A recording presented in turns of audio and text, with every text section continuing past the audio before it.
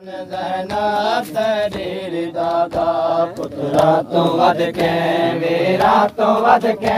अरमान ज़ैनब तेरी दादा पुत्रा तो वध के वीरा तो वध के अरमान ज़ैनब तेरी दादा पुत्रा तो वध के वीरा तो वध के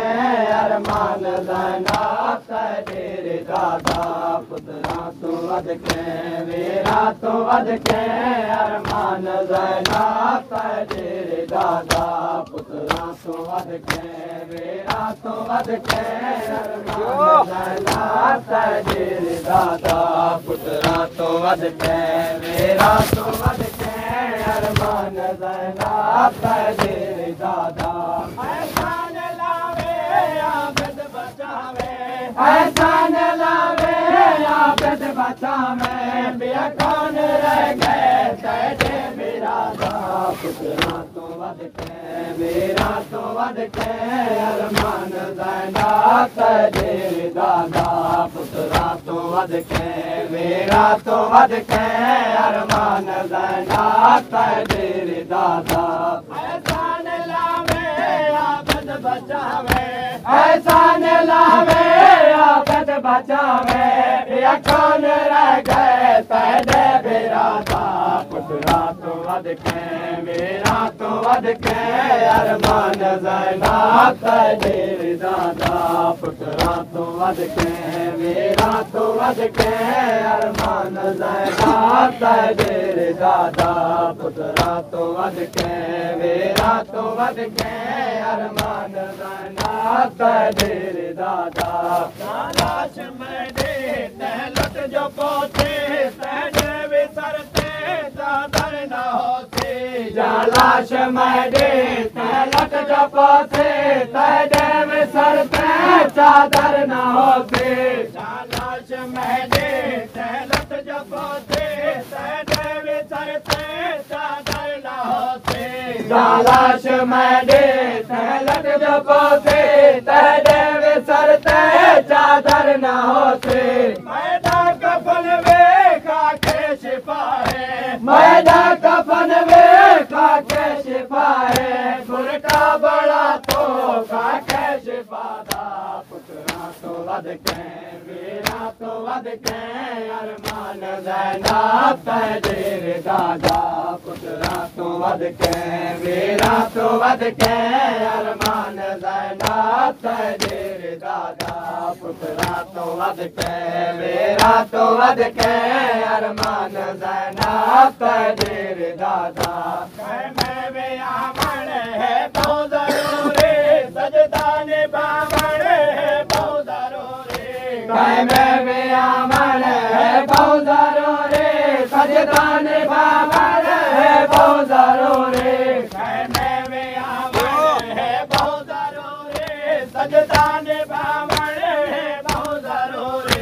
मैं भी आमण है बहुत ज़रूरी सजदा निभावण है बहुत ज़रूरी बुरका बचे दाने दिन बचदा बुरका बचे दाने दिन बचदा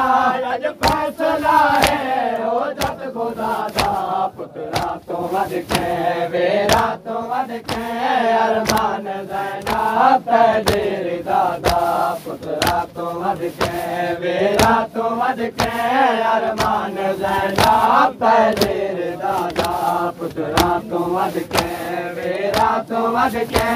अरमान ज़ैनब तेरे दादा मैं दे सके ना तेरे हवाले प्यो दान से ना तेरे हवाले मैं दे सके ना तेरे हवाले प्यो दान से ना तेरे हवाले मैं दे सके ना तेरे हवाले प्यो दान से ना तेरे हवाले मैं दे सके ना तेरे हवाले प्यो दान से ना तेरे हवाले सजदे दे वेले मासूम बचड़े सजदे दे वेले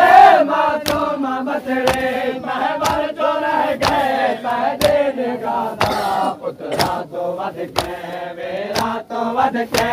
अरमान ज़ैनब तेरे दादा पुत्रा तो वध के मेरा तो वध के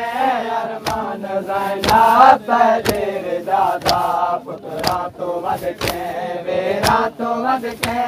अरमान ज़ैनब तेरे दादा पुत्रा तो वध के मेरा तो वध के